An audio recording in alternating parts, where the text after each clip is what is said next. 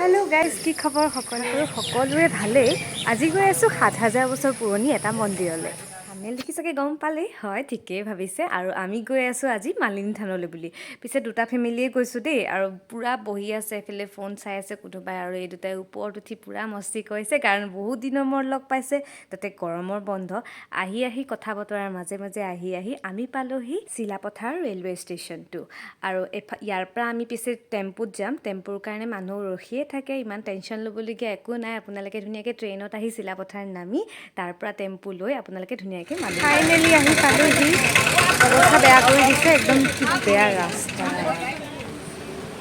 কি ধুনীয়া বতাহ মালিনীথানৰ এইখন হৈছে মেইন এন্ট্ৰেন্স গেটখন আছিলে এইখন আৰু ইমান ধুনীয়া পৰিৱেশটো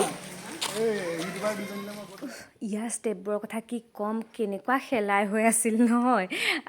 আমাৰ মা গৈতো প্ৰথমেই পৰিলেগৈ আৰু এইভাগ আছিলে মন্দিৰ ভাগ সোমাই গৈ বহুত বেছি ভাল লাগিলে খুব শান্তিৰ পৰিৱেশ যিহেতু পাহাৰৰ ওপৰত এটা থকা মন্দিৰ হয় থান হয় থানখনৰ ভিতৰলৈ সোমাই যাওঁতেই প্ৰথম দৰ্জাখন আছিলে এইখন আৰু ইমান ধুনীয়া হেভি ৱৰ্ক কৰা আছিল ক'ম আপোনালোকক সঁচাকৈ মোৰ যে দৰ্জাখন মানে গৈয়ে পচন্দ লাগিছে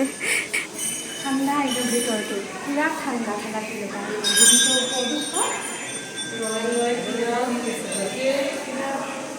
এচি টাইপৰ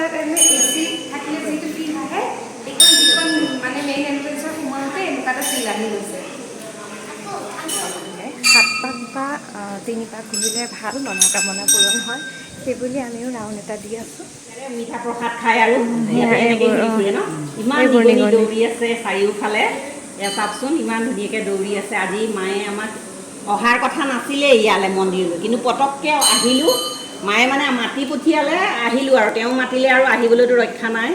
আহিলোঁ মা দৰ্শন আগত থকা প্ৰত্যেকটো সৰু সৰু বস্তুৱেই ইমান ধুনীয়াকৈ কাম কৰা হৈছে এই সূতাটোলৈকে বন্ধ কৰক মাজত থকা সিংহটোত আপোনালোকে যদি কাণত যি মনৰ আশা আছে কৈ দিলে পূৰণ হয় বুলি সেইবুলি ময়ো ক'লোঁ বাৰু সঠিকভাৱে প্ৰমাণ নাই যদিও কৃষ্ণই যেতিয়া ৰুক্মিণীক বিবাহ কৰাই আনিছিলে তেতিয়া বোলে বিবাহ কৰাই আনি এইখন থানতে জিৰণি লৈছিলে তেতিয়াই মানে শিৱৰ মানে ঘৈণীয়ে অৰ্থাৎ পাৰ্বতী মায়ে মালিনীৰ ৰূপত আহি কৃষ্ণ আৰু ৰুক্মিণীক সেৱা জনাইছিলে আৰু যেতিয়াই মালিনীৰ ৰূপত আহি কৃষ্ণ আৰু ৰুক্মিণীক আহি সেৱা জনাইছিলে মালিনীৰ ৰূপত অহাৰ কাৰণে এই থানখনৰ নাম বোলে মালিনী থান হ'ল শুনামতে আৰু এইবিলাক আছিলে চুতীয়া সময়ত চুতীয়া বংশধৰে যিহেতু এইখন থান প্ৰতিষ্ঠা কৰি গৈছিলে